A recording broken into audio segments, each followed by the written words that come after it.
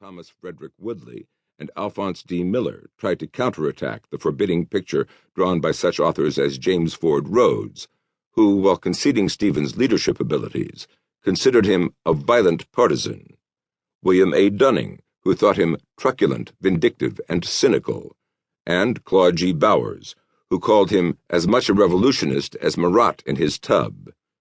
George Fort Milton named him Caliban, while J. G. Randall characterized him as the perfect type of vindictive ugliness.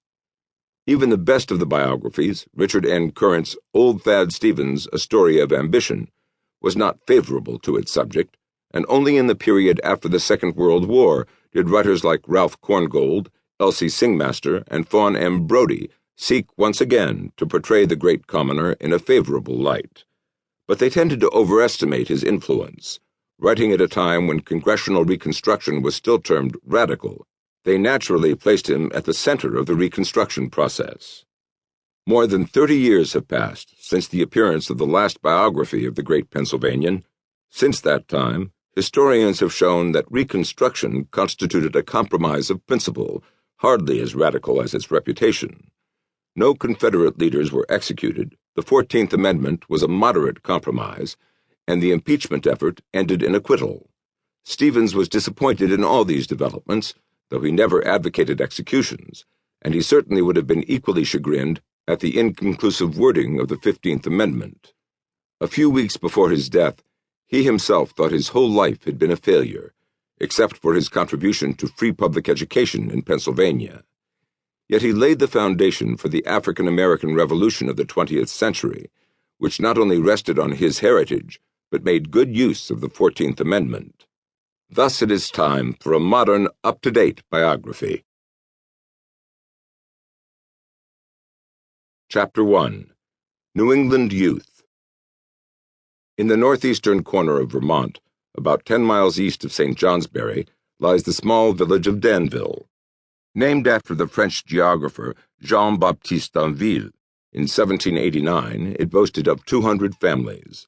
It was located in the middle of pleasant farming country, in an elevated region, with a broken range known as Cow Hill and Walden Mountain to the west, and beautifully diversified hills and valleys to the east.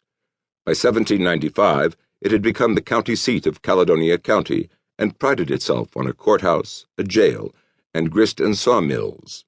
Its Yankee inhabitants were mostly farmers, hard-working, religious, and devoted to their Methodist, Baptist, and Congregational churches. It was to this village that Joshua Stevens and his wife Sarah Morrill had come a few years earlier from Methuen, Massachusetts.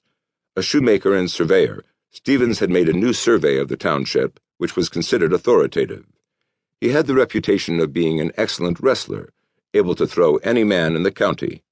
He and his wife had 4 children: Joshua, born in 1790, Thaddeus on April 4, 1792, Abner Morrill in 1794, and Allenson in 1797. Joshua later moved to Indianapolis, became a judge, and raised a family. Abner stayed in Vermont, married, had 3 children, and practiced medicine in St. Johnsbury. Allenson, remaining unmarried, farmed at home. It was Thaddeus, the second son, who was to become famous. Born with a club foot, he was marked for life with a handicap of which he was deeply conscious. His name honored the Polish patriot, Thaddeus Kosciuszko. Controversy surrounded Thaddeus Stevens all his life. Even the date of his birth was to become controversial, because some detractors, in an attempt to prove that he was the illegitimate son of Count Charles-Maurice de Talleyrand-Périgord, claimed that he was born in 1793 rather than in 1792. Talleyrand was also lame and visited the United States in the 1790s. The falsity of the assertion is easily proven, however, as the Danville town records specify 1792 as the year of Stevens' birth, and the Frenchman came to America only in 1794, but the story persisted. Stevens's real father, Joshua, was reputed to have been a man of rather dissipated habits.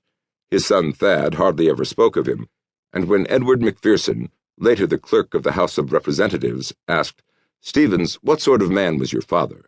the reply was enigmatic. "I knew very little about him in respect to the quality of his mind," the son said.